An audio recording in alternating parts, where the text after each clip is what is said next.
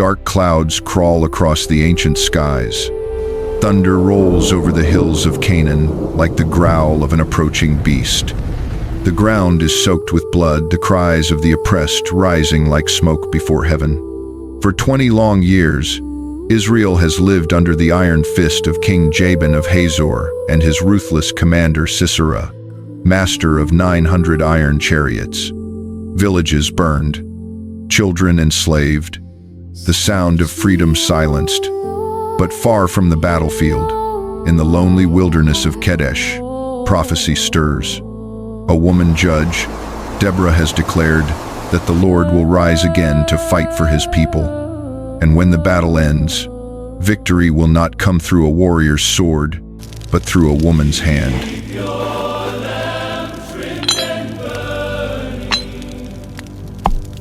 His name, Sisera, once feared by nations, now hunted like prey. Behind him, the sound of pursuit, the pounding hooves of Barak's army, led by divine wrath. Ahead, only wilderness. Gasping for breath, drenched and desperate, Sisera stumbles toward a cluster of tents. And there, standing in the stormlight, is a woman, quiet, watchful. Her name, Jael.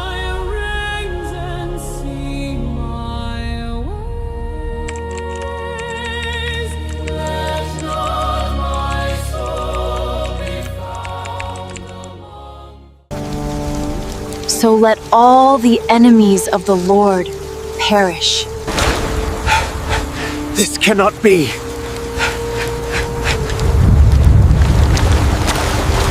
Sisera, you cannot outrun the judgment of the Lord. Search me, O Lord, and know my heart.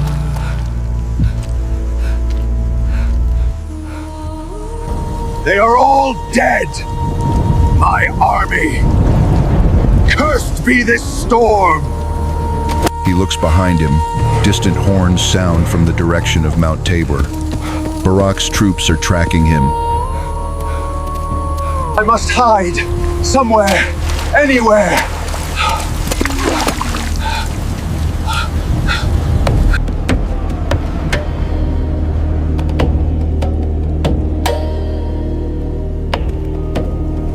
He limps toward a small cluster of tents nestled between oak trees, peaceful, quiet, untouched by war. A gentle woman, Jael, wife of Heber the Kenite, tends a small pot of milk on the fire. Her face is calm, intelligent eyes, alert and watchful. Now Heber the Kenite was at peace with Jabin, king of Hazor, and Jael, his wife, dwelt alone in the tent that day. Judges 4:17. The wind howls outside. Jael looks up suddenly, hearing distant footsteps. Through the mist, she sees Sisera approaching, staggering, exhausted. Peace be to you, woman. I am Sisera, commander of Jabin's army. Hide me, I beg you, for the Israelites pursue me. Come in, my lord. Fear not. She pulls back the tent flap and leads him inside. The firelight flickers against the walls as she gives him a blanket. She said, "Rest here. You are safe." Sisera collapses onto a rug, gasping. I am thirsty. Water. Jael picks up a clay jug, but instead of water, she pours him warm milk into a small bowl. Drink, my lord. Rest your weary soul. He drinks, exhausted, his eyes heavy. The milk and warmth lull him into drowsiness. Sisera, half asleep, said to her, Stand at the door of the tent. If anyone comes and asks, say there is no man here. Sisera falls into deep sleep. His armor lies beside him. His breathing slows. Jael moves quietly, every step deliberate. She kneels by the entrance of the tent, picking up a large wooden mallet and a tent peg. The flicker of the fire casts long shadows across her determined face. Then Jael, Heber's wife, took a nail of the tent and took a hammer in her hand and went softly unto him. Judges 4:21. O Lord, the God of Israel, Let your word through Deborah be fulfilled.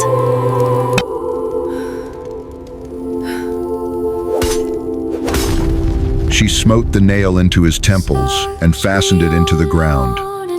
For he was fast asleep and weary, so he died. Judges 4:21.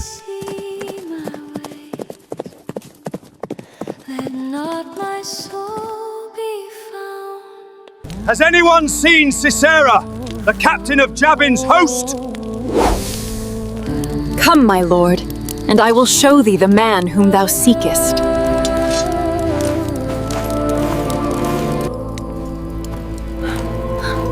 His eyes widen as he sees Sisera lying still, the tent pegged through his head. A hush falls. Barak lowers his sword, stunned. The word of the Lord is fulfilled.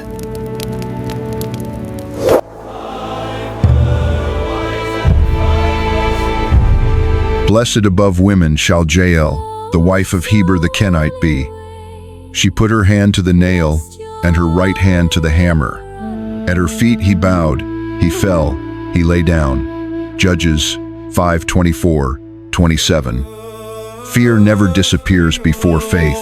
It disappears because of faith. Obedience activates divine power. When God tells you to move, step forward, even if you still feel afraid. He will fight for you as you move. When I am afraid, I will trust in you. Psalm 56:3. Death stood at his door, its cold fingers reaching to claim him. But Hezekiah, king of Judah, looked into the void and spoke with unwavering faith. Not today. A prophecy is spoken. Fate is sealed. A king once mighty, now brought to his knees before the inevitable. Death has come for Hezekiah, but the king is not ready to surrender. With a desperate cry, he prays a prayer that defies logic, that shakes the heavens. A midnight battle ensues, fought not with swords or shields, but by the hand of an angel. By morning, 185,000 enemy soldiers lay dead. A miracle unfolds, but what begins as divine favor soon leads to a dangerous downfall. Power blinds, pride corrupts. A single mistake seals the fate of a nation. One king, one answered prayer, one costly mistake. This is the story of Hezekiah, a king of great faith, remarkable victories, and a costly mistake.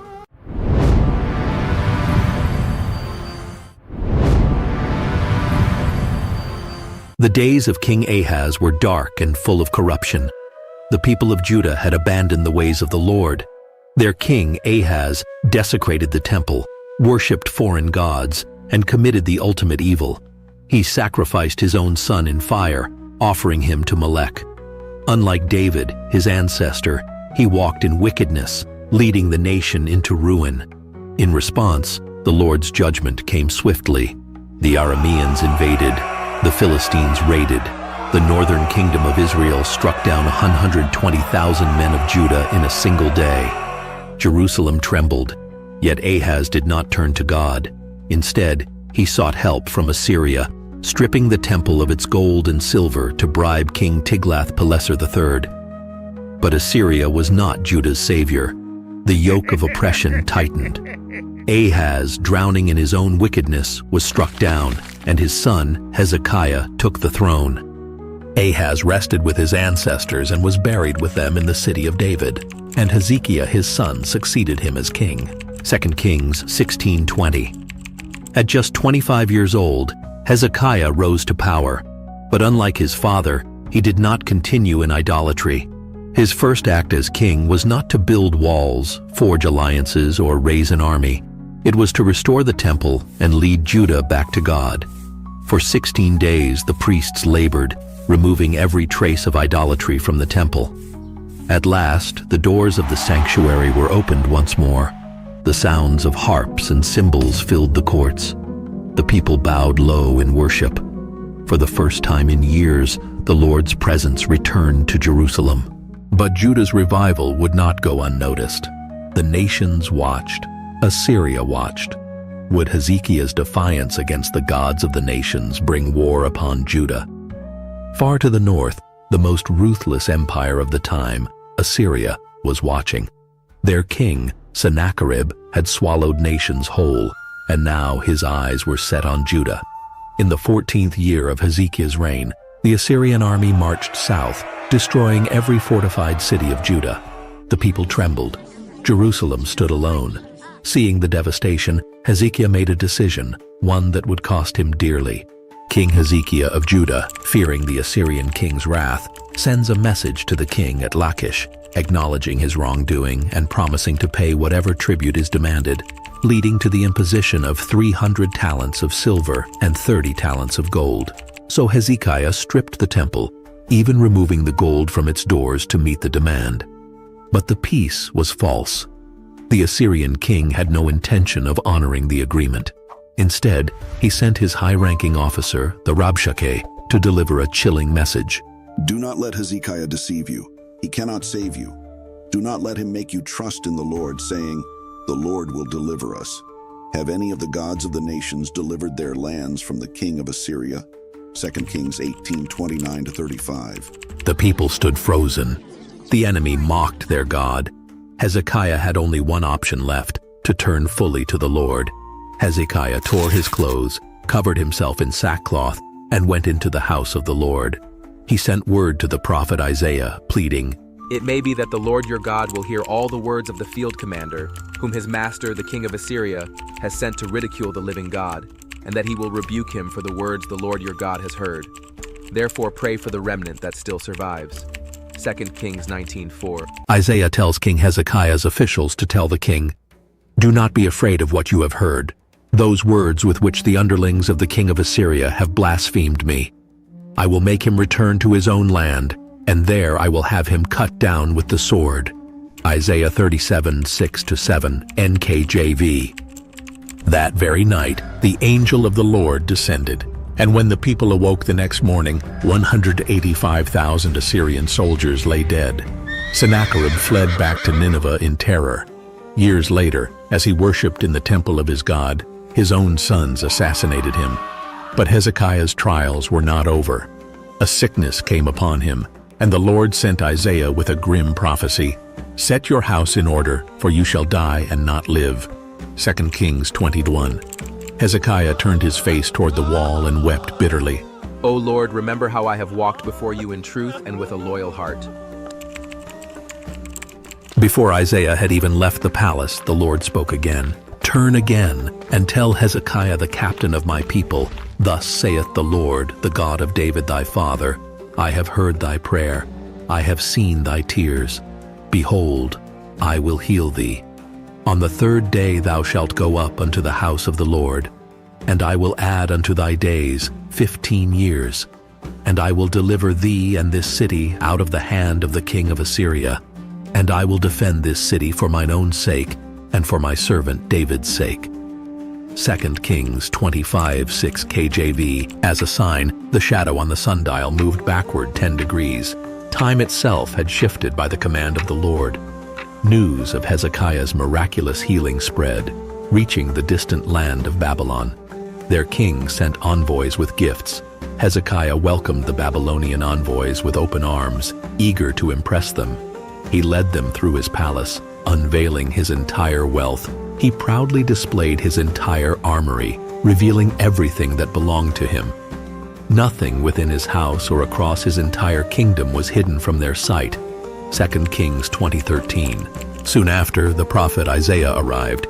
His voice carried urgency as he questioned, "Hezekiah, what did these men say? Where did they come from?" "They came from a distant land." Hezekiah responded, smiling. "From Babylon." Isaiah's expression darkened. He closed his eyes briefly, listening to the voice of the Lord. Then he spoke. "Hear the word of the Lord. The days are coming when everything in your house, all the treasures your ancestors have stored up, will be carried away to Babylon. Nothing will be left, declares the Lord." 2 Kings 20:16-17. A heavy silence filled the room as Hezekiah's heart sank. But Isaiah was not finished. "Some of your own descendants, your own flesh and blood, will be taken away as eunuchs to serve in the palace of the king of Babylon." 2 Kings 20:18. Hezekiah bowed his head in solemn acceptance. "The word of the Lord is good," he said. "At least there will be peace and security in my lifetime." 2 Kings 20:19. Yet his mistake had set Judah on a path toward destruction. Babylon would return, and the kingdom Hezekiah had fought to preserve would one day fall. Despite this failure, Hezekiah remained devoted to God. He took the years granted to him and used them wisely. He fortified Jerusalem's walls, and the rest of the acts of Hezekiah and all his might, and how he made a pool and a conduit and brought water into the city, are they not written in the book of the Chronicles of the Kings of Judah? 2 Kings 20:20. As the years passed, the once vibrant warrior king grew old. His youthful fire had been replaced by the wisdom of experience. He had witnessed the power of prayer, felt the hand of God deliver his nation, and experienced divine mercy firsthand. Finally, the time came for Hezekiah to rest, and Hezekiah slept with his fathers, and they buried him in the chiefest of the sepulchres of the sons of David. And all Judah and the inhabitants of Jerusalem did him honor at his death. And Manasseh his son reigned in his stead. 2 Chronicles 32:33. His legacy was one of faith, devotion, and trust in God, despite his flaws. It reminds us that God's mercy is available to those who seek him, but our choices have lasting consequences. How will you use the time that God has given you? Share your thoughts in the comments. Until next time, remain blessed.